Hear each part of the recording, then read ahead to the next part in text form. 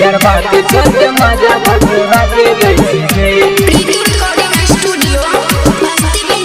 Music by de Villiers bhatura के दैसी गे। तिलक के छोरी ससुरा छोरी चल गेली गे, चल गेली गे, चल गेली गे। तिलक के छोरी ससुरा छोरी चल गेली गे, तिलक के छोरी ससुरा छोरी चल गेली गे। नाजुक रह दिल हमर तोड़ देली गे, नाजुक रह दिल हमर तोड़ देली गे। तिलक के छोरी ससुरा छोरी चल गेली गे, तिलक के छोरी ससुरा छोरी चल गेली गे। यारबा के छोड़ के मजा भटुरा के दैसी गे, तिलक के छोड़ के ससुरा छोरी चल गेली गे। यारबा के लोग से हम गाली सुनै छियै। म्यूजिक बाय डिविलियर्स यारबा के छोड़ के मजा भटुरा के दैसी गे, तिलक के छोड़ के ससुरा छोरी चल गेली गे।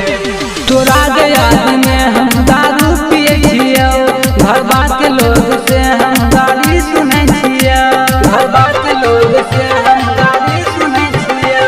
तोरा याद में हम दारू पिए छियौ, घर बात के लोग से हम गाली सुनै छियौ, घर बात के लोग से हम गाली सुनै छियौ। ससुरा चल गेली तिलक के छोरी ससुरा छोरी चल गेली गे। नाजुक रह दिल हमर तोड़ देली गे। यारबा के लोग से हम गाली सुनै छियै। म्यूजिक बाय डिविलियर्स यारबा के छोड़ के मजा भटुरा के दैसी गे, तिलक के छोड़ के ससुरा छोरी चल गेली गे। राइटर पे कहो तोरा छोड़ दे दोगे, चोली पधा के गोली छोरी फोड़ दे दोगे, चोली पधा के गोली छोरी फोड़ दे दोगे।